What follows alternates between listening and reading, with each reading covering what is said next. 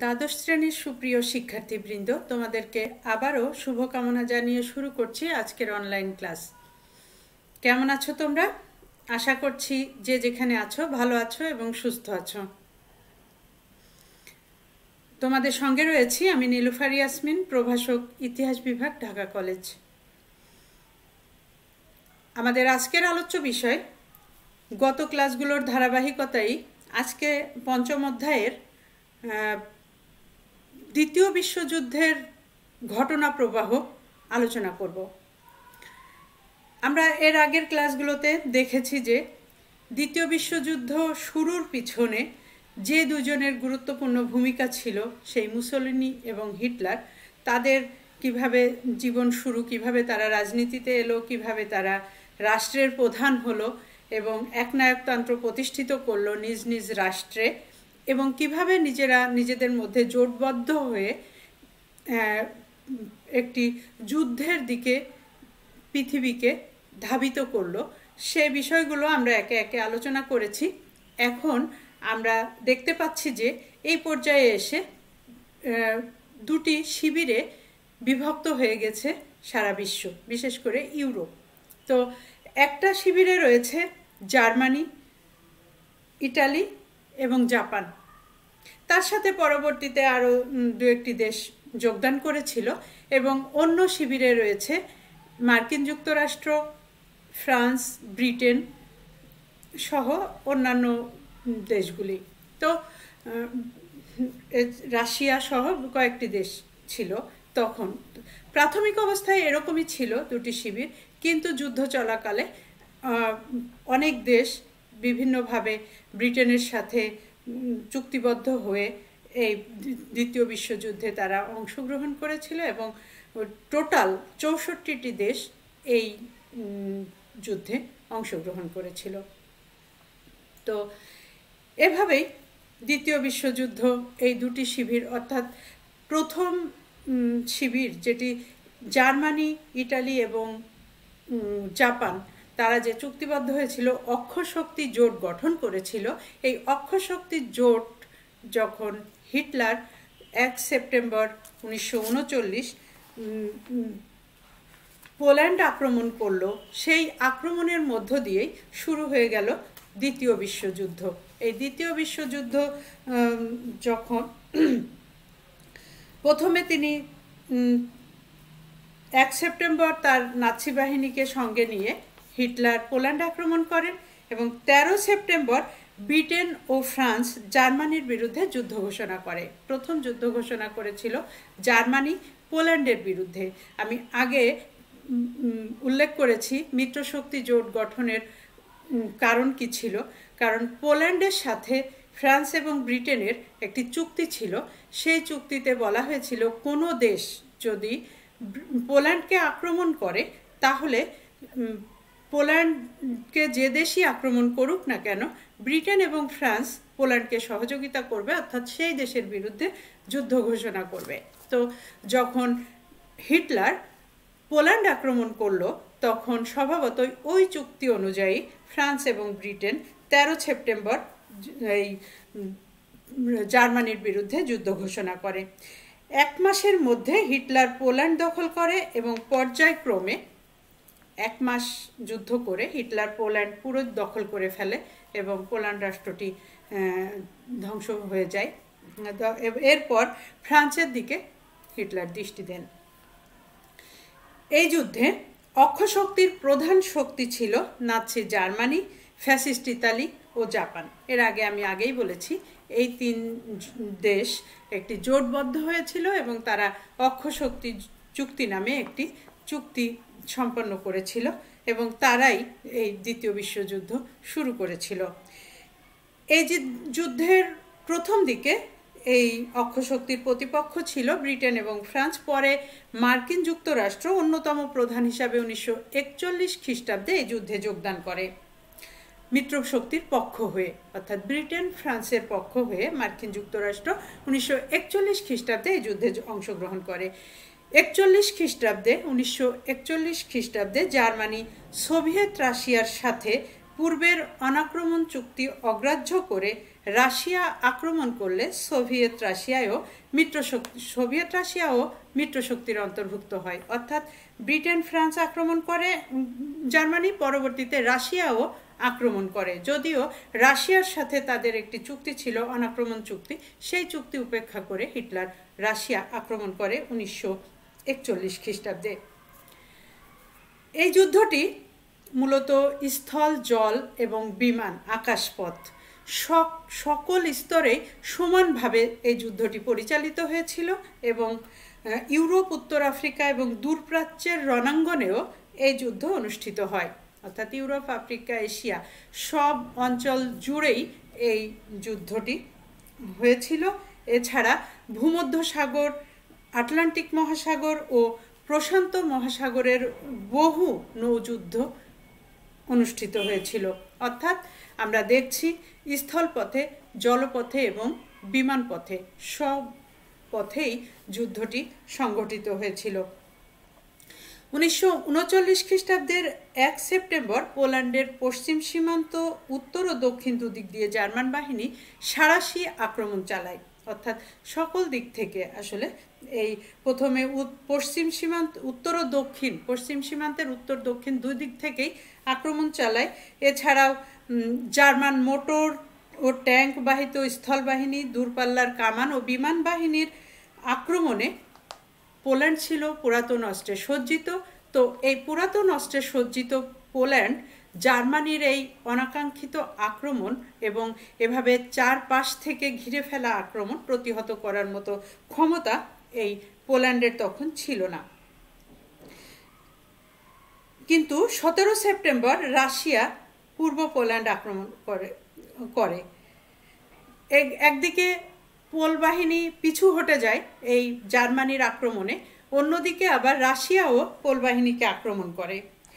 ফলে পূর্ব ও পশ্চিম পোল্যান্ড দখলের ফলে পোল্যান্ডের সরকারের পতন ঘটে। পোল সরকার ইংল্যান্ডে আশ্রয় গ্রহণ করে এবং জার্মান দখলকৃত পোল্যান্ডে জাতীয়তাবাদীদের নেতৃত্বে লুপ্ত প্রতিরোধ গড়ে তোলে। অর্থাৎ দেখা যাচ্ছে যে এই পোল সরকার পালিয়ে যায় এবং পোল্যান্ড রাষ্ট্রটি ধ্বংস হয়ে যায় এবং জার্মানি পোল্যান্ডের উপরে তার আধিপত্য প্রতিষ্ঠা করে। পোল্যান্ডের পতনের পর রাশিয়া সম্ভাব্য জার্মান আক্রমণের হাত হতে নিজের সীমান্ত রক্ষার জন্য বাল্টিক রাজ্য, এস্তোনিয়া, লাটভিয়া ও লিথুয়েনিয়ার উপর তার নিয়ন্ত্রণ প্রতিষ্ঠা করে। অর্থাৎ রাশিয়া যখন দেখলো পোল্যান্ড জার্মানি দখল করে ফেলেছে, তখন রাশিয়াকে কিভাবে রক্ষা করা যায় সেই দিকে রাশিয়া মনোনিবেশ করলো। কারণ তারা ভেবেই নিয়েছিল যে জার্মানি রাশিয়া আক্রমণ করবে। যদিও তাদের মধ্যে ইতিপূর্বেই একটি চুক্তি ছিল, অনাক্রমণ চুক্তি, কিন্তু জার্মানি যে এই চুক্তি নাও মানতে পারে সে বিষয়ে রাশিয়া মোটামুটি একটি প্রস্তুতি নিয়েছিল আর কি, যে আক্রমণ হতে পারে। আর এই প্রস্তুতি স্বরূপ এস্তোনিয়া, লাটভিয়া, লিথুয়েনিয়ার উপর তার নিয়ন্ত্রণ স্থাপন করে যাতে ভূখণ্ড বৃদ্ধি করতে পারে। পরে ফিনল্যান্ডকে রাশিয়া তার আধিপত্য সামরিক নিয়ন্ত্রণ মানতে আহ্বান জানায়। ফিনল্যান্ড এই শর্তে রাজি না হলে রাশিয়া ফিনল্যান্ড আক্রমণ করে অধিকার করে নেয়। এভাবে আর কি রাশিয়াও তার শক্তি সঞ্চয় করতে থাকে, কয়েকটি দেশ এই সোভিয়েত ইউনিয়নের অন্তর্ভুক্ত করে সীমানা বাড়াতে শুরু করে এবং রাষ্ট্রকে শক্তিশালী যুদ্ধের জন্য, অর্থাৎ যুদ্ধে আক্রমণ হলে তার কিভাবে প্রতিহত করবে তার জন্য ক্রমান্বয়ে প্রস্তুতি নিতে থাকে। জার্মান কর্তৃক পোল্যান্ড আক্রমণকাল থেকে 1940 খ্রিস্টাব্দের ফ্রান্স আক্রমণ পর্যন্ত ইঙ্গো ফরাসি মিত্র শক্তি জার্মানির বিরুদ্ধে কাগজে কলমে তারা যুদ্ধ ঘোষণা করেছিল বটে, কিন্তু তখনও পর্যন্ত অর্থাৎ 1940 সাল পর্যন্ত, যতদিন পর্যন্ত আর কি ফ্রান্স আক্রমণ করেনি জার্মানি, ততদিন পর্যন্ত এই ইঙ্গো ফরাসি অর্থাৎ ফ্রান্স আর ব্রিটেন এরা মোটামুটি চুপচাপই ছিল এবং তারা কাগজে কলমে যদিও বা যুদ্ধ ঘোষণা করেছিল, কিন্তু তখনও তারা কোনো অস্ত্রশস্ত্র ব্যবহার করেনি বা যুদ্ধে ঝাঁপিয়ে পড়েনি। তবে এ সময় সমুদ্রবক্ষে জার্মান ইউবোট এবং ডুবোজাহাজের ব্যাপক আক্রমণে বহু ব্রিটিশ বাণিজ্য জাহাজ ডুবে যায়। এমনকি বিখ্যাত ব্রিটিশ যুদ্ধজাহাজ কারেজার্স এবং রয়্যাল ওক এ সময় জার্মান সাবমেরিনের আক্রমণে ডুবে যায়। তো এগুলো চলছে। তারপরও যখন ব্রিটিশরা যুদ্ধ, মানে ফ্রান্স এবং ব্রিটেন কোনোভাবে জার্মানির বিরুদ্ধে আক্রমণ করছে না, তখন ওইসব দেশের নাগরিকরা তাদের উপর কিছুটা মানে হচ্ছিল যে এভাবেই কি পরাজয় মেনে নিবে, না কি জার্মানির কাছে আত্মসমর্পণ করে ফেলবে ইংল্যান্ড বা ফ্রান্স, এরকম তাদের দেশের সাধারণ মানুষের মধ্যে আতঙ্ক কাজ করছিল এবং তারা তাদের সরকারের প্রতিও বীতশ্রদ্ধ হচ্ছিলেন। পোল্যান্ডের পতনের পর জার্মান সমর বিভাগ উইজারবার্গ পরিকল্পনার মাধ্যমে উত্তর ইউরোপের দেশ ডেনমার্ক ও নরওয়ে আক্রমণ করে। এভাবে তারা একের পর এক আক্রমণ করে চলেছে এবং কোনোভাবেই ফ্রান্স এবং ব্রিটেন শক্তিশালী দুটি রাষ্ট্র, রাশিয়া শক্তি সঞ্চয় করছিল, কিন্তু কেউই জার্মানির বিরুদ্ধে কোনো আক্রমণাত্মক নীতি গ্রহণ করছে না, শুধু আত্মরক্ষা নীতি গ্রহণ করে যাচ্ছে। তো 1940 খ্রিস্টাব্দে ব্রিটিশ নৌবহর নরওয়ে রক্ষার জন্য বিলম্বে অগ্রসর হলে তখন তাদের পক্ষে কিছু করার ছিল না। তো এভাবেই দেখা যাচ্ছে প্রথমে তারা প্রতিহত না করে পরবর্তীতে যখন তারা আক্রমণ প্রতিহত করতে গেছে সে সময় অনেক দেরি হয়ে গেছে এবং জার্মানি ওইসব অঞ্চল, নরওয়ে, ফিনল্যান্ড, তারপর ডেনমার্ক, এগুলো সবই তারা দখল করে নিচ্ছে একে একে। নরওয়ে ও সুইডেনে জার্মানি আধিপত্য স্থাপিত হলে ইঙ্গো ফরাসি সরকারের নিষ্ক্রিয়তা তীব্রভাবে সমালোচিত হয়। অর্থাৎ আগেই বলেছি, যখন তারা এরকম নিষ্ক্রিয়তা দেখাচ্ছিল, তাদের জনগণ এবং সকল মানুষের মধ্যেই একটা তাদের প্রতি বীতশ্রদ্ধতা এবং সমালোচনা শুরু হয়ে যায়। কেন তারা হিটলারকে প্রতিহত করছে না, জার্মানিকে কেন প্রতিহত করছে না। এদিকে হিটলার উত্তর ইউরোপে আধিপত্য স্থাপনের পর পশ্চিম দিকে যুদ্ধের জন্য অগ্রসর হলেন। 1937 সালে বেলজিয়াম ও হল্যান্ডের সঙ্গে নিরপেক্ষতা বজায় রাখার যে প্রতিশ্রুতি দেন তা ভুলে গিয়ে 1940 সালে ফ্রান্সকে ধ্বংস করার জন্য লুক্সেমবার্গ, বেলজিয়াম ও হল্যান্ডের পথে ফ্রান্সে প্রবেশ করার চেষ্টা করেন। অর্থাৎ প্রতিহত না হতে হতে ধীরে ধীরে সে অগ্রসর হচ্ছে এবং বিভিন্ন অঞ্চল দখল করছে। এভাবেই চলছে তার যুদ্ধ প্রস্তুতি।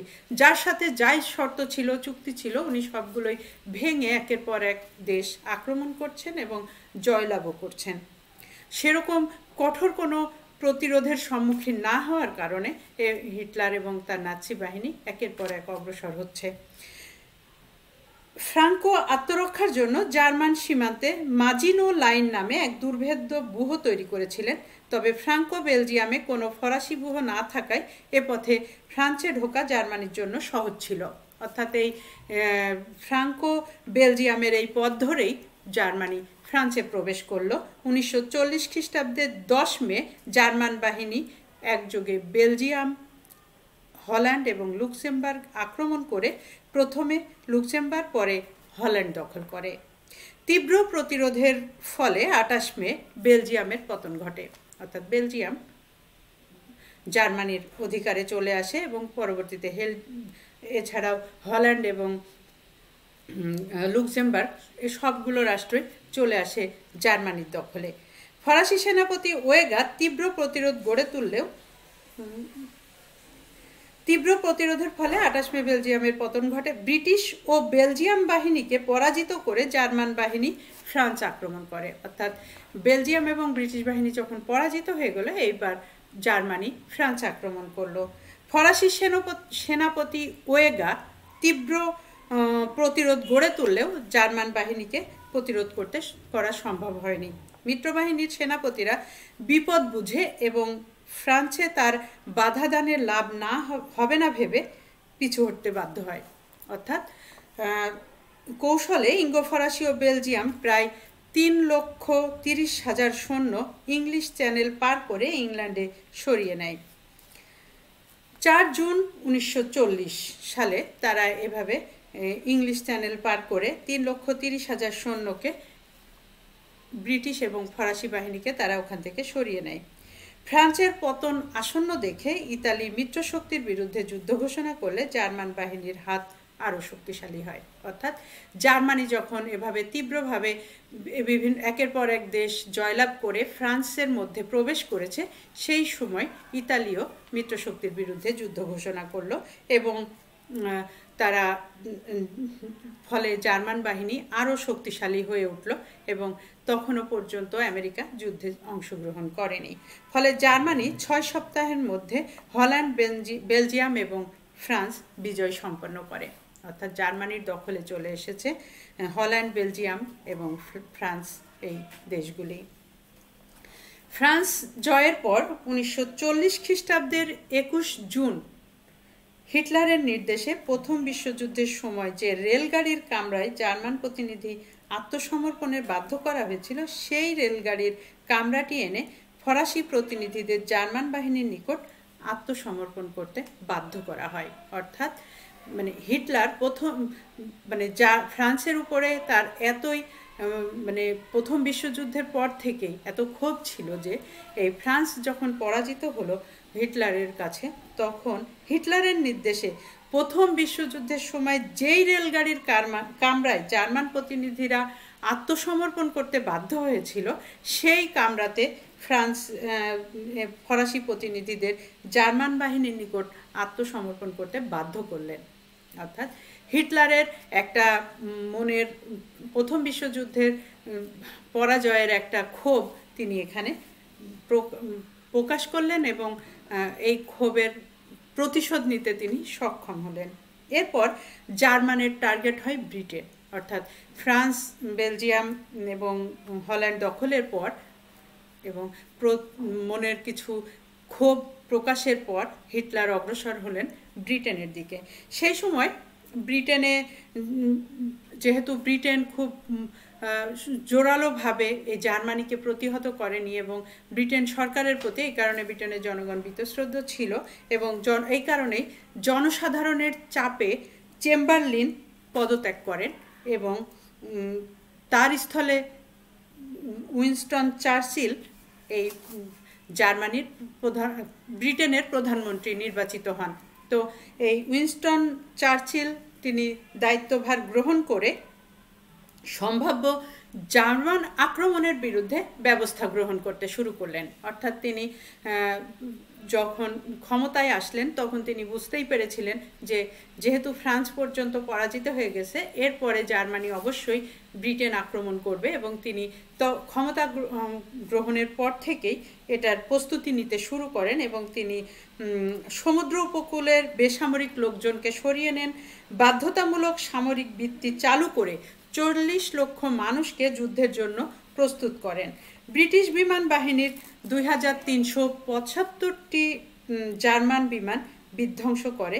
ব্রিটিশ অধিনায়ক ছিলেন ফিল্ড মার্শাল মল্টগোমারি। মরুভূমিতে যুদ্ধ করে তিনি ডেজার্ট ব্যাট উপাধি পান। এখানে বাধা পেয়ে জার্মান সেনাপতি রোমেল এক দুর্ধর্ষ বাহিনী নিয়ে মিশরের উদ্দেশ্যে যাত্রা করেন। অর্থাৎ ব্রিটেন কিন্তু হিটলারকে প্রতিহত করতে বা হিটলার বাহিনীকে প্রতিহত করতে সক্ষম হলেন এবং এখানে বাধা পেয়ে তারা এই জার্মান সেনাপতি রোমেল এক দুর্ধর্ষ বাহিনী নিয়ে মিশরের উদ্দেশ্যে যাত্রা করলেন। অর্থাৎ ব্রিটেন কিন্তু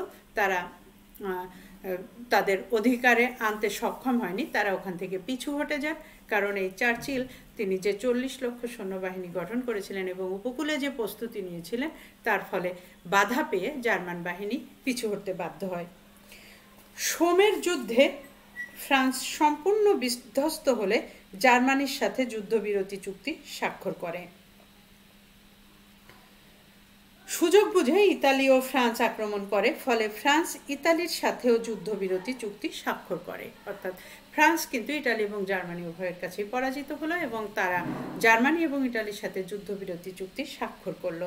এ সময় ফ্রান্স দুই ভাগে ভাগ হলে দুই ধরনের শাসন প্রতিষ্ঠিত হয়। অর্থাৎ একটা অংশ গেল জার্মানির ভিতরে, একটা অংশ গেল ইতালির ভিতরে। এক অংশে জার্মানি ও ইতালির সমর্থনপুষ্ট সরকার প্রতিষ্ঠিত হয় এবং অন্য অংশে স্বাধীন ফরাসি সরকার গঠিত হয়। ফ্রান্সের পতনের পর, অর্থাৎ তাহলে দেখা যাচ্ছে ইতালি এবং ফ্রান্স মিলে যে অংশ দখল করেছিল সেই অঞ্চল তাদের হস্তগত হয় আর অন্য বাকি অংশটুকু ফ্রান্সে আলাদা সরকার গঠিত হয় ফ্রান্সের জনগণ নিয়ে। ফ্রান্সের পতনের পর জার্মানি ইংল্যান্ডের অভিযানের পরিকল্পনা করে। আমি আগেই বলেছি ইংল্যান্ড কিন্তু অলরেডি আক্রমণ করেছে এবং তারা কিন্তু ইংল্যান্ডে ওখানে তেমনভাবে সফল হতে না পারায় তারা পিছু হটে অন্যদিকে মিশরের দিকে যাত্রা করেছিল। কিন্তু এরপরে ফ্রান্স সম্পূর্ণরূপে যখন পরাজিত হয়ে গেল, পরবর্তীতে তারা আবার পুনরায় প্রস্তুতি নিয়ে ইংল্যান্ড আক্রমণ করলেন। জার্মান সেনানায়ক ফ্যায়েবার আশা করেন যে ব্রিটেন জার্মানির সঙ্গে শান্তি প্রস্তাব দিবে, কিন্তু ব্রিটিশ প্রধানমন্ত্রী চার্চিল দ্ব্যর্থহীন ভাষায় ঘোষণা করেন যে ফ্রান্স ও বেলজিয়ামের স্বাধীনতা যুদ্ধ এখন ব্রিটিশ ঘাঁটি থেকে পরিচালিত হবে। অর্থাৎ ফ্রান্স এবং বেলজিয়ামকে স্বাধীন করার জন্য তারা ব্রিটিশ ঘাঁটি থেকে তারা যুদ্ধ পরিচালনা করবে, তারা জার্মানির বিরুদ্ধে যুদ্ধ করবে ফ্রান্স এবং বেলজিয়ামকে স্বাধীন করার জন্য, যে দুটি দেশ অলরেডি জার্মানির হস্তগত হয়েছে এবং জার্মানি সেখানে অধিকার করে শাসন ব্যবস্থাও কায়েম করেছে। ইংল্যান্ডের নৌবহর জার্মানির স্থল সেনার দ্বারা ব্রিটিশ আক্রমণের আশাকে নির্মূল করে দেয়, ফলে জার্মান আকাশপথে বিমান হামলার দ্বারা ব্রিটিশকে গুড়িয়ে দেওয়ার রণনীতি গ্রহণ করে। অর্থাৎ যেহেতু ব্রিটিশ সরকার, ব্রিটিশ প্রধানমন্ত্রী জার্মানিকে মানে একটু যুদ্ধ পরিচালনার জন্য হুমকি দিয়েছে, তো ফলে স্থলপথে তারা এটাকে অ্যাভয়েড করে তারা আকাশপথে ব্রিটিশকে গুড়িয়ে দেওয়ার জন্য জার্মান বাহিনী রণনীতি গ্রহণ করে। 1940 খ্রিস্টাব্দের 8 আগস্ট ইংল্যান্ডের উপর জার্মানির আকাশপথে বোমা বর্ষণ আরম্ভ করে। অর্থাৎ 1940 সালের 8 আগস্ট জার্মানি আকাশপথে ব্রিটেনের সঙ্গে যুদ্ধ শুরু করলেন। শত শত জার্মান বোমারু বিমান লন্ডন সহ সকল নগর, ব্রিটেনের ডক, কলকারখানা, রেল জংশন, সেনা ছাউনি প্রভৃতি গুরুত্বপূর্ণ স্থানে বোমা বর্ষণ করে ব্রিটিশ বিমান ধ্বংস করা হয়। এদিকে ব্রিটিশ রাজকীয় বিমান বহর জার্মানিতে পাল্টা আক্রমণ শুরু করে, ফলে জার্মানির মনোবল ভাঙতে থাকে এবং ব্রিটেনের যুদ্ধে জার্মানি জয়লাভে অসমর্থ হয়, অর্থাৎ পরাজিত হয়। অপরদিকে সমুদ্রপথে ভূমধ্যসাগরে ব্রিটেন ও জার্মানির মধ্যে প্রচণ্ড যুদ্ধ চলতে থাকে, ফলে উত্তর আফ্রিকা পর্যন্ত যুদ্ধ সম্প্রসারিত হয়। জার্মানির সাবমেরিন ব্রিটিশ বাণিজ্য জাহাজ ডুবিয়ে দেয় এবং 1941 খ্রিস্টাব্দের মার্চ মাসে মার্কিন বাণিজ্য জাহাজ ব্রিটেনকে সহযোগিতায় এগিয়ে আসে এবং মার্কিন যুক্তরাষ্ট্র দ্বিতীয় বিশ্বযুদ্ধে মিত্রশক্তির পক্ষে যোগদান করে। তাহলে আমরা দেখছি যে 1941 সালের মার্চ মাসে এই মার্কিন যুক্তরাষ্ট্র এই দ্বিতীয় বিশ্বযুদ্ধে অংশগ্রহণ করে। প্রথমেই কিন্তু মার্কিন যুক্তরাষ্ট্রের সাথে জার্মানির যুদ্ধ হয়নি, জার্মানি যুদ্ধে অংশগ্রহণ করে যুদ্ধ শুরু হওয়ার প্রায় 1 বছর পর। তো মার্কিন যুক্তরাষ্ট্র মিত্রশক্তির পক্ষে মিত্রশক্তিকে সহযোগিতা করার জন্য এই যুদ্ধে অংশগ্রহণ করে এবং আফ্রিকায় অবস্থিত ব্রিটিশ ও ফ্রান্সের উপনিবেশগুলোর উপরও ইতালি আক্রমণ চালায়।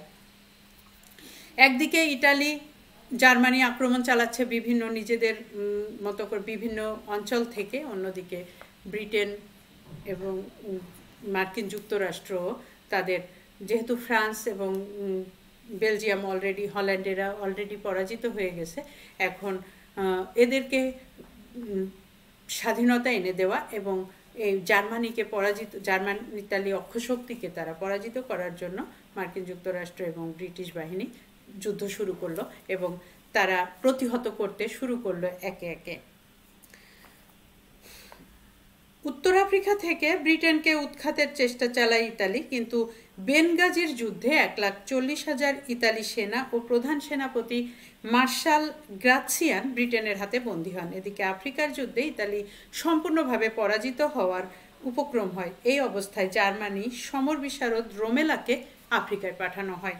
রোমেলা তার যুদ্ধ কৌশল দ্বারা 10 দিনের মধ্যে যুদ্ধ পরিস্থিতি পাল্টে দেন, ফলে ব্রিটেন মিশর ছাড়তে বাধ্য হয়।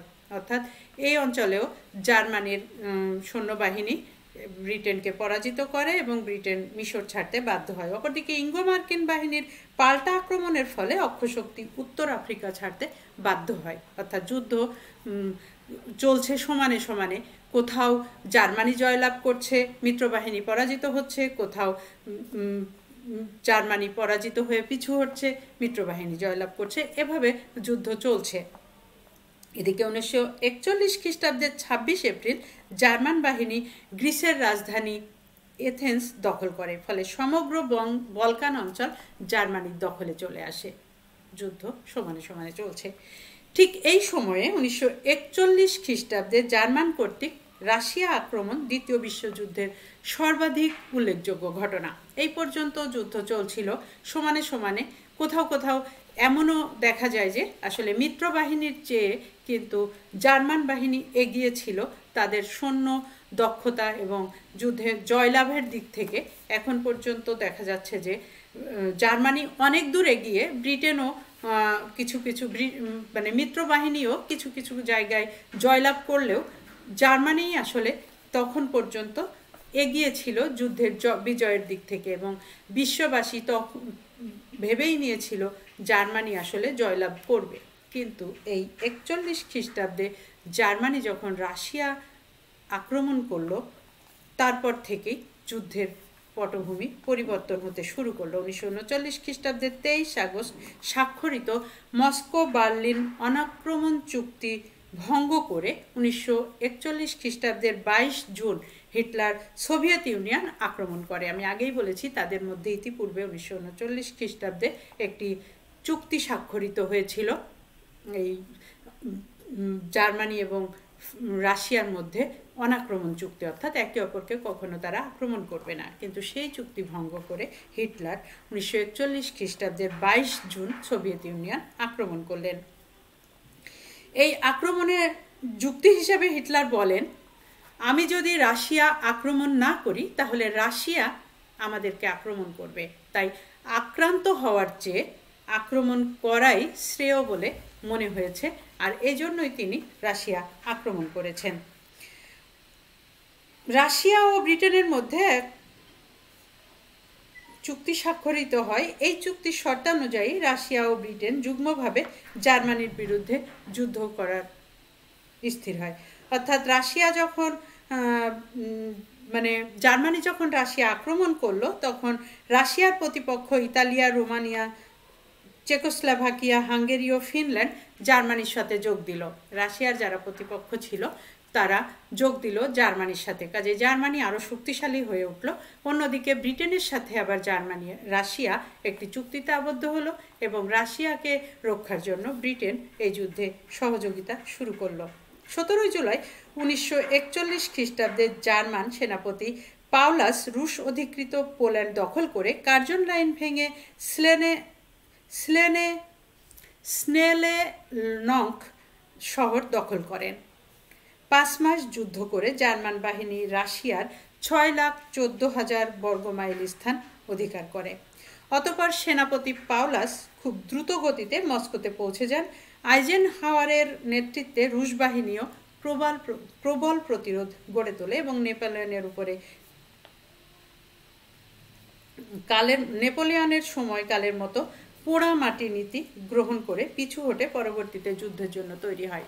অর্থাৎ যখন দেখলো জার্মান বাহিনী অপ্রতিহতভাবে তারা জয়লাভ করে যাচ্ছে এবং তাদের যে আক্রমণের সেটাকে প্রতিরোধ করা যাচ্ছে না, তখন রাশিয়া কৌশল অবলম্বন করলো। রাশিয়ান সেনাপতি তিনি পিছু হটার নীতি গ্রহণ করলেন, অর্থাৎ নেপোলিয়নের যে পোড়ামাটি নীতিটা ছিল সেই নীতি অবলম্বন করে রাশিয়া পিছু হটলেন এবং এই পিছু হটে তারা পুনরায় যুদ্ধের জন্য প্রস্তুতি নিতে শুরু করলেন। এবং এই প্রস্তুতি নেওয়ার পর তারা যখন আইজেনহাওয়ারের নেতৃত্বে জার্মান বাহিনী 26 দিনের মধ্যে মস্কোর 2/3 দখল করে নেয়। এবার রাশিয়া প্রবল প্রতিরোধ গড়ে তোলে। অর্থাৎ তারা যে পিছু হটে গিয়েছিল তার মানে যে পরাজয় বরণ করে নিয়েছিল জার্মানি যেটা ভেবেছিল, আসলে সেটা না। তারা ২৬ দিন নিজেদেরকে প্রস্তুত করে এবং ২৬ দিনের মাথায় তারা আবার এই জার্মান বাহিনীকে বিরুদ্ধে প্রবল প্রতিরোধ গড়ে তোলে। রাশিয়া বাহিনী গেরিলা হামলা চালিয়ে জার্মান সরবরাহ ব্যবস্থা বিপর্যস্ত করতে উদ্যোগী হয়। রুশ বাহিনী স্টালিনগ্রাড রক্ষায় আমরণ যুদ্ধ চালিয়ে যায়। অর্থাৎ এই স্টালিনগ্রাডের যে যুদ্ধ, এই যুদ্ধই আসলে জার্মানির পরাজয় নিশ্চিত করেছিল। স্টালিনগ্রাড রক্ষার জন্য রুশ বাহিনী তখন পুনরায় প্রস্তুত হয়ে আসে এবং প্রতি রাস্তায় রুশ সেনা গণপ্রতিরোধ চালাতে থাকে। স্টালিনগ্রাডে রুশ ও জার্মান বাহিনীর মধ্যে তুমুল যুদ্ধ হয়। ইতিমধ্যে রাশিয়ায় শীতকাল শুরু হয়। আমরা জানি এই দ্বিতীয় বিশ্বযুদ্ধে পরাজয়ের জন্য জার্মানির অন্যতম যে কারণটি ছিল সেটা হলো রাশিয়ায় যে প্রবল শীতের দিনে যে খুব বরফ পড়ে, এই বরফে খবরটা হিটলারের কাছে ছিল না, অর্থাৎ জার্মান বাহিনীর কাছে ছিল না। আর ঠিক সেই সময় যুদ্ধ যখন এরকম পর্যায়ে উভয় পক্ষই একে অপরকে জার্মানি আক্রমণ করছে এবং রাশিয়া প্রতিহত করছে, ঠিক এরকম সময়ে রাশিয়ায় শুরু হয় প্রবল ঠান্ডা এবং এই ঠান্ডার মধ্যে যুদ্ধ পরিচালনা করতে গিয়ে জার্মান সেনাবাহিনীর অনেক সদস্য মৃত্যুবরণ করতে শুরু করে এই বরফে আটকা পড়ে। আতঙ্কগ্রস্ত হয়ে পড়ে জার্মান সেনাপতি ও জীবিত সৈন্যরা। একে একে যখন জার্মান বাহিনীর সৈন্যরা মৃত্যুবরণ করতে থাকে এই ঠান্ডার কবলে পড়ে, তখন অন্যান্য যারা সদস্যরা আছে তাদের যুদ্ধ করার চেয়ে জীবন বাঁচানোই গুরুত্বপূর্ণ মনে হতে শুরু করে এবং তারা আতঙ্কগ্রস্ত হয়ে পড়ে। এই সময় স্টালিনগ্রাডের যুদ্ধে পড়ে জার্মান বাহিনী অসম্ভব রকম ক্ষয়ক্ষতির শিকার হয়েও রুশ ব্যূহ ভেদ করতে ব্যর্থ হয়। ফলে জার্মান বাহিনী স্টালিনগ্রাডে শোচনীয়ভাবে পরাজয় করে। ৩,৩৮,০০০ জার্মান সৈন্যের মধ্যে মাত্র ৮০,০০০ সৈন্য এবং ১৬ জন সেনাপতি জীবিত থাকে এবং তারা রুশদের হাতে বন্দী হয়। অর্থাৎ এই ৩,৮০,০০০-এর মধ্যে ৩৮,০০০-এর মধ্যে মাত্র ৮০,০০০ সৈন্য জীবিত ছিল। তারাও আবার রাশিয়ার হাতে বন্দী হয়ে যায় এবং জার্মানি এই যুদ্ধে পরাজয় বরণ করে। এমতাবস্থায় ১৯৪৩ খ্রিস্টাব্দের জানুয়ারি মাসে জার্মান সেনাপতি পাউলাস রুশ বাহিনীর নিকট আত্মসমর্পণ করে। ঘুরে যায় দ্বিতীয় বিশ্বযুদ্ধের মোড়। ইংরেজ ও মার্কিন সেনাবাহিনী ইতালির সিসিলি দখল করে নেয়। অর্থাৎ একদিকে জার্মান সেনাবাহিনী রাশিয়াতে আত্মসমর্পণ করেছে, অন্যদিকে ইটালিও দখল করে নিয়েছে ইংরেজ এবং মার্কিন বাহিনী। তো মুসোলিনিও এদিকে জার্মানির পতন, অন্যদিকে ইটালি দখল হয়ে যাওয়ার পর মুসোলিনি পালিয়ে যায় এবং ১৯৪৩ খ্রিস্টাব্দের সেপ্টেম্বর মাসে ইটালি আত্মসমর্পণ করে। এতে অক্ষশক্তি বিচলিত হয়ে পড়ে। ৪ জুন মিত্রবাহিনী ইতালির রাজধানী রোম দখল করে। ফলে ১৯৪৫ খ্রিস্টাব্দে মুসোলিনি গ্রেপ্তার হন এবং তাকে গুলি করে হত্যা করা হয়। ফ্যাসিবাদের দাপট ধ্বংস হয়। অর্থাৎ একটা একনায়কতান্ত্রিক নেতার পতন ঘটে এবং মৃত্যুবরণ করে, তাকে গ্রেপ্তার করে হত্যা করা হয়। এ সময় পূর্ব পশ্চিম রণাঙ্গনে একের পর এক জার্মান বাহিনী মিত্রবাহিনীর নিকট পরাজিত হতে থাকে। একদিকে রাশিয়াতে তো বিপুল সৈন্যের মৃত্যু, তার সাথে যারা বাকি ছিল তারা বন্দী হয় এবং ওখানে তো জার্মানির একদম চরমতম বিপর্যয় ঘটে। এর ফলে তো জার্মান বাহিনী মোটামুটি বিপর্যস্ত হয়ে পড়েছে।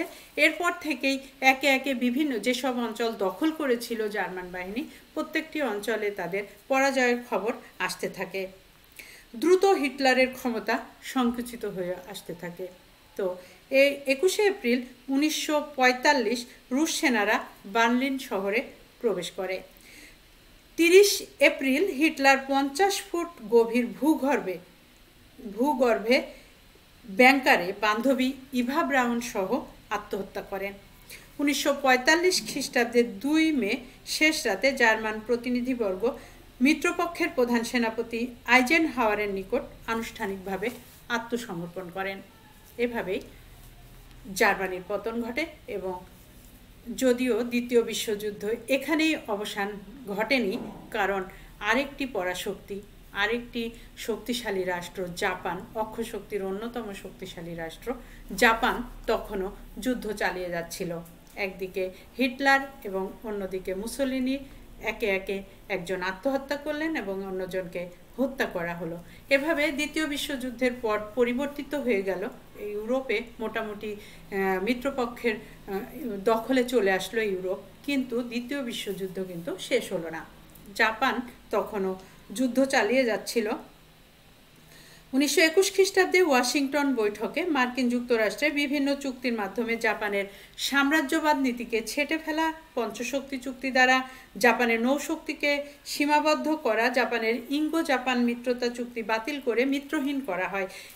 এই সকল কারণে মার্কিন যুক্তরাষ্ট্র এবং ব্রিটেনের উপরে জাপানের ছিল চরম ক্ষোভ এবং তারা এই দ্বিতীয় বিশ্বযুদ্ধে এই কারণেই জার্মানি এবং ইতালির সাথে চুক্তিবদ্ধ হয়েছিলেন এই ইউরোপ এবং আমেরিকাকে সমুচিত শিক্ষা দেওয়ার জন্য, অর্থাৎ ব্রিটেন এবং মার্কিন যুক্তরাষ্ট্রকে। জাপান চীনের উপর যে 21 দফা দাবি চাপিয়ে দিয়েছিল তা নাকচ হয়ে যায়। মার্কিন বাণিজ্যের স্বার্থে খোলা ডোর বাণিজ্য নীতি গ্রহণ করতে জাপানকে বাধ্য করা হয়। ফলে জাপান মনে করে দূরপ্রাচ্যে তার ক্ষমতা বিস্তারের পথে ইঙ্গো মার্কিন শক্তি প্রধান বাধা। এই দুই শক্তির একটি পূর্বে হাওয়াই দ্বীপের পার্ল হারবারে মার্কিন নৌঘাঁটি এবং পশ্চিমে মালয়ের সিঙ্গাপুরে ব্রিটিশ নৌঘাঁটি জাপানকে দুদিক থেকে সাঁড়াশি বাহুর মতো চেপে ধরেছিল। সুযোগ বুঝে জাপান 1941 খ্রিস্টাব্দের 7 ডিসেম্বর 46টি জাপানি যুদ্ধ ও বিমান বাহিনী জাহাজের বহর নিয়ে হাওয়াই দ্বীপে মার্কিন নৌঘাঁটি পার্ল হারবারে আক্রমণ চালিয়ে প্রশান্ত মহাসাগরে মার্কিন নৌবহর সম্পূর্ণ বিধ্বস্ত করে। দূরপ্রাচ্যে জাপানকে বাধা দানের ক্ষমতা মার্কিন বাহিনী সম্পূর্ণ হারিয়ে ফেলে, অর্থাৎ মানে জাপান যে দূরপ্রাচ্যে বসে মার্কিন বাহিনীকে যেভাবে আক্রমণ করছিল সেটা প্রতিহত করার মতো সেই সময়ে মার্কিন যুক্তরাষ্ট্রের হাতে ছিল না। পার্ল হারবার ধ্বংসের পরদিন 8 ডিসেম্বর জাপান সরকারিভাবে আমেরিকা ও তার মিত্রবাহিনীর বিরুদ্ধে যুদ্ধ ঘোষণা করে এবং সুয়াম, ডয়েক ও মিডওয়ে ও ফিলিপিনে মার্কিন ঘাঁটিগুলি ধ্বংস করে। মার্কিন সরকারও জাপানের বিরুদ্ধে যুদ্ধ ঘোষণা করে। জাপানের মূল বাহিনী জলে, স্থলে এবং বিমানের সহায়তায় চীনের দক্ষিণে ফরাসি উপনিবেশ ইন্দোচীন বা ভিয়েতনাম অধিকার করে। হংকং দখল করে জাপানি সমুদ্রপথে ব্রিটিশ উপনিবেশ মালয় আক্রমণ করে অধিকার করে। 1942 খ্রিস্টাব্দে জাপানি সেনারা সিঙ্গাপুর আক্রমণ করে দখল করলে গোটা দক্ষিণ পূর্ব এশিয়ার দরজা জাপানের নিকট খুলে যায়। সিঙ্গাপুর দখলের পর জাপানি বাহিনী ডাচ উপনিবেশ, পূর্ব ভারতীয় দ্বীপপুঞ্জ, সুমাত্রা, জাভা, বালি প্রভৃতি অধিকার করে। মিত্রশক্তির নৌবহর বাধা দিলেও তা বিধ্বস্ত হয়। ডাচ সেনাদল প্রবল বাধাদানের পর আত্মসমর্পণ করে। জাপানি সেনা মিত্রশক্তির নৌবহর বাধা দিল। সেনা দলের অপর শাখা মালয় থেকে ব্রহ্মদেশে ঢুকে পড়ে। ব্রহ্মদেশ থেকে ব্রিটিশ সেনাদলকে পিছিয়ে ভারতের মাটিতে আনা হয়। 8 মার্চ 1942 খ্রিস্টাব্দে জাপান ব্রহ্মদেশের রাজধানী রেঙ্গুন অধিকার করে নেয়। প্রশান্ত মহাসাগরের অপর প্রান্তে ফিলিপিনে জাপানি বাহিনী ম্যানিলা এবং মার্কিন নৌঘাঁটি অধিকার করে পূর্বে ফিলিপিন হতে পশ্চিমে ভারত সীমান্ত পর্যন্ত বিরাট অঞ্চল জাপানের অন্তর্গত হয়। অর্থাৎ জাপান একের পর এক যুদ্ধে জয়লাভ করছে এবং প্রায় মার্কিন ঘাঁটির অধিকাংশ অঞ্চলই তারা দখল করে ফেলছে। ইউরোপের যুদ্ধে জার্মানি দুর্বল হয়ে পড়ার পরই মিত্রশক্তি জাপানের বিরুদ্ধে সর্বাধিক পাল্টা আক্রমণের প্রস্তুতি নেয়। 1942 খ্রিস্টাব্দের মে মাসে কোরাল সির যুদ্ধে জাপানের নৌবাহিনী প্রথম পরাজিত হয়। ব্রিটিশ বোমারু বিমানের আঘাতে জাপানের বহু শিল্প প্রতিষ্ঠান বিধ্বস্ত হয়। এতে জাপানে অর্থনৈতিক বিপর্যয় দেখা দেয়, অর্থাৎ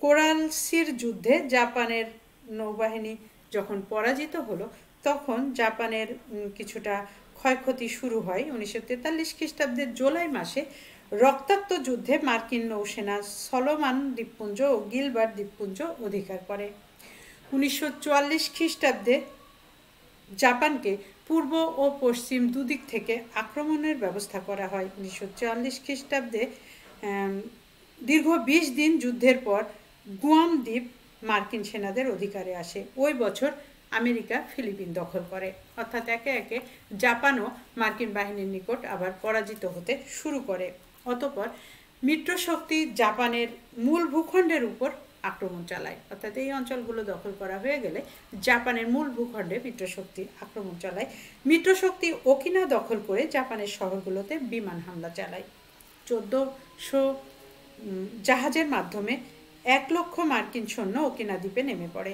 জাপানিদের সঙ্গে ভীষণ যুদ্ধ হয় যুদ্ধে আমেরিকার প্রচুর সৈন্য ক্ষয় হয় আমেরিকা বুঝতে পারে যুদ্ধে জাপানিদেরকে পরাজিত করা মানে একদম পরাজিত করে আত্মসমর্পণ করানো আসলে খুবই কঠিন ব্যাপার তাই এই রক্তক্ষয় এড়ানোর জন্য 1945 খ্রিস্টাব্দের 2 আগস্ট যুক্তরাষ্ট্র ব্রিটেন ও রাশিয়া জাপানকে আত্মসমর্পণের জন্য আহ্বান জানায় কিন্তু জাপান এই প্রস্তাব অগ্রাহ্য করে এই জাপানি 1941 খ্রিস্টাব্দে 7 ডিসেম্বর বোমা হামলা চালিয়ে মার্কিন যুক্তরাষ্ট্রের হাওয়াই দ্বীপের নৌঘাঁটি সম্পূর্ণরূপে ধ্বংস করে এবং ব্রিটিশ ও আমেরিকার বিরুদ্ধে যুদ্ধ ঘোষণা করে কাজে এর আগেই 41 খ্রিস্টাব্দে জাপান যেহেতু মার্কিন অনেক ঘাঁটি দখল করে নিয়েছিল এবং এরপরেও যখন জাপানকে আত্মসমর্পণের জন্য আহ্বান জানানো হলো তখন কিন্তু জাপান সেটা মানল না তো এই কারণেই জাপানের আত্মসমর্পণও করবে না তো মার্কিন যুক্তরাষ্ট্র তখন জাপানকে প্রতিহত করার জন্য যে কাজটি সেই সময় করেছিল সেই দ্বিতীয় বিশ্বযুদ্ধে সেটি ছিল ইতিহাসের সবচেয়ে ন্যাক্কারজনক এবং সবচেয়ে বিধ্বংসী একটি ঘটনা সেটি হলো আণবিক বোমার বিস্ফোরণ যেটা ইতিহাসে মানব সভ্যতার ইতিহাসে সকল জঘন্য ঘটনাকে ছাড়িয়ে গিয়েছিল মিত্রপক্ষের অন্যতম শক্তি মার্কিন যুক্তরাষ্ট্র 1945 খ্রিস্টাব্দের 6 আগস্ট জাপানের হিরোশিমা শহরে এবং 9 আগস্ট নাগাসাকি শহরে আণবিক বোমা নিক্ষেপ করে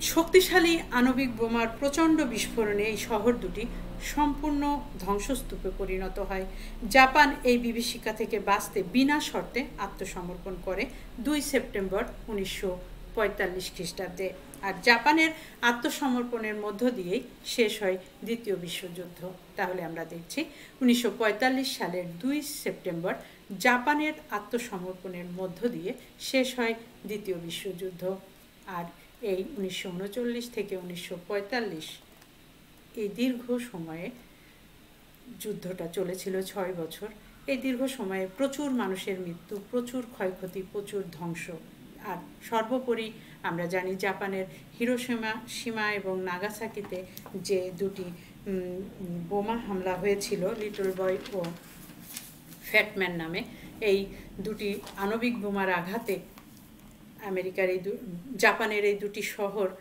ধ্বংস হয়ে গিয়েছিল যার বিভীষিকা এখনো মানুষ ভোগ করে আসছে কাজেই যুদ্ধ আসলে কখনোই শান্তি বয়ে আনতে পারে না যুদ্ধ ধ্বংসই বয়ে আনে তো যাই হোক আমরা আজকে দ্বিতীয় বিশ্বযুদ্ধের ঘটনা প্রবাহ আলোচনা করতে গিয়ে দেখলাম যুদ্ধ আসলে অনেক জীবন নষ্ট করে অনেক সম্পদ ক্ষয়ক্ষতি করে মানুষের একটি সভ্যতাকে প্রায় ধ্বংস করে দেয় তো যাই হোক আমরা দ্বিতীয় বিশ্বযুদ্ধের ঘটনা প্রবাহ জানলাম আলোচনা করলাম পরবর্তী ক্লাসে আমরা এই হিরোশিমা এবং নাগাসাকিতে যে আণবিক বোমা বিস্ফোরিত হয়েছিল সেই বিষয়ে আলোচনা করব আণবিক বোমাগুলো কেমন ছিল কী ধরনের ক্ষয়ক্ষতি হয়েছিল এই কেনই বা এরকম বোমা বিস্ফোরিত হলো এই জাপানে সেই বিষয়গুলো আমরা আলোচনা করব আজ এই পর্যন্তই তোমাদেরকে আবারও শুভকামনা জানিয়ে শেষ করছি আজকের অনলাইন ক্লাস খোদা হাফেজ।